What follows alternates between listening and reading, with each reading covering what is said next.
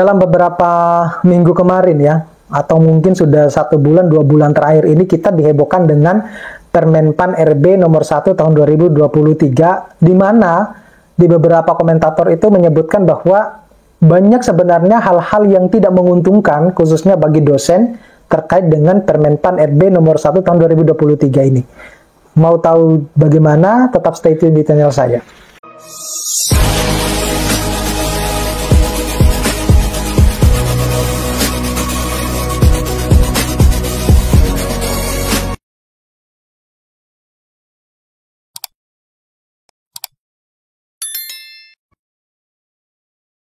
Assalamualaikum warahmatullahi wabarakatuh.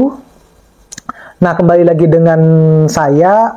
Nah, di video ini saya membahas dari beberapa komentator terkait dengan Permenpan RB nomor 1 tahun 2023. Di mana sebagian besar itu menyebutkan bahwa dengan diterbitkannya aturan tersebut itu semakin mempersulit, katanya, semakin mempersulit seseorang untuk menjadi seorang profesor. Nah, terlepas dengan apakah dengan aturan tersebut untuk menjadi seorang profesor itu akan menjadi sulit, ya, saya kira begini. Sebelum adanya Permenpan RB baik itu yang ASN maupun non ASN.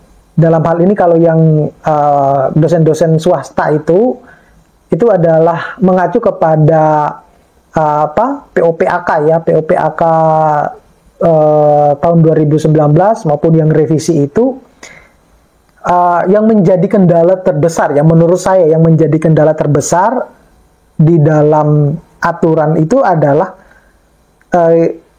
kita harus menunggu tiap 2 tahun baru mengajukan.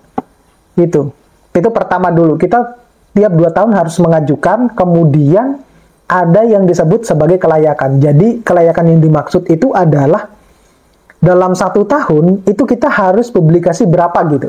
Sama ini, teman-teman dosen yang sedang tugas belajar kemudian lulus, itu harus menunggu 3 tahun dulu baru boleh mengajukan ke untuk kenaikan jabatan fungsional. Nah, saya menyetujui bahwa kalau memang aturan itu dibuat, kenapa tidak dibuat untuk mempermudah kita, para dosen itu, karirnya menjadi melejit gitu ya. Karirnya melejit, ya kita coba lihat ya. Di negara-negara tetangga, itu seperti tempat saya studi ya, di negara yang lain itu adalah, kalau saya melihat ya, kenapa kok dosen yang masih muda itu sudah profesor gitu. Jadi setelah saya tanya sama profesor saya, dia sampai bilang begini, saya kalau di Indonesia tidak bisa deh jadi profesor, katanya begitu. Setelah kita komunikasikan, ternyata di sini tuh simple banget gitu ya, beda sekali dengan di Indonesia yang harus berurusan dengan administrasi gitu ya. Secara eksplisit saya tidak melihat bahwa di dalam aturan Permenpan RB nomor 1 itu untuk memperlambat ya, ataupun untuk ke jenjang profesor itu dipersulit gitu ya. Tetapi kalau kita melihat dari, artinya begini, kenapa kok tidak belajar dari pengalaman-pengalaman yang ada gitu. Katanya Permenpan RB itu yang terbitan terbaru itu untuk memangkas sistem administrasi yang berkepanjangan ya. Tetapi bagi saya aturan itu ataupun mungkin teman-teman dosen yang lain juga sepakat gitu ya, bahwa kita itu terlalu disibukkan dengan administrasi gitu loh. Administrasi berbeda sekali dengan yang ada di dosen profesor-profesor di luar negeri. Seperti yang saya bilang tadi, bahwa ketika saya komunikasi dengan profesor saya, menanyakan bagaimana sih di sini kalau untuk menjadi profesor, ya mereka tidak perlu harus berkasnya itu sampai ke pusat gitu ya, cukup dinilai di kampusnya, gitu. Dan itu penting memenuhi syarat yang sudah disesuaikan dengan aturan yang ada di negara tersebut, udah jadi gitu. Nah, kita pertama dulu begini, Kita harus menunggu 2 tahun, per 2 tahun kita baru boleh mengajukan. Adapun kalau misalnya mengajukan, ada yang disebut dengan kelayakan, gitu. Kemudian bagi teman-teman dosen yang sedang tugas belajar, kayak saya saat ini, itu adalah kita harus nunggu dulu setelah 3 tahun setelah lulus, gitu. Baru boleh mengajukan. Itu sesuatu hal yang, kenapa nggak dibuat misalnya, setelah saya lulus misalnya, atau teman-teman yang lain lulus, ya boleh mengajukan gitu. Boleh mengajukan. Oh, karena kan kalau di luar negeri itu kan kita bisa lulus kalau sudah publikasi gitu dan disesuaikan dengan syarat yang ada gitu. Berarti kan kita sebenarnya sudah punya modal publikasi gitu. Nah, kemudian terkait dengan tiap 2 tahun kenapa kita harus baru mengurus? Kenapa kok tidak dibuat sesederhana mungkin gitu ya, dibuat sesederhana mungkin, orang bisa mengajukan kapanpun gitu dan tidak ada sistem kelayakan. Pertanyaannya adalah begini, saat ini dosen-dosen muda itu kan banyak dan produktif gitu loh, dan produktif.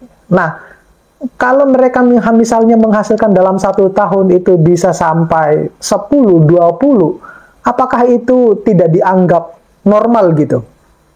Karena kan yang namanya kita dosen ya, punya yang namanya ini ya, relasi-relasi ya, punya namanya teman-teman. Kan kita bisa kolaborasi di dalam riset. Lu nulis, saya nulis, teman-teman yang lain juga nulis, nanti kita saling mengoreksi, ada keterlibatan di dalam artikel tersebut, nama-nama kita ditulis di situ. Kan nggak salah kalau kayak gitu, sebenarnya. Nah, itu yang menjadi akhirnya beberapa komentator itu menyebutkan bahwa dengan adanya aturan yang saat ini itu mempersulit untuk menjadi seorang profesor.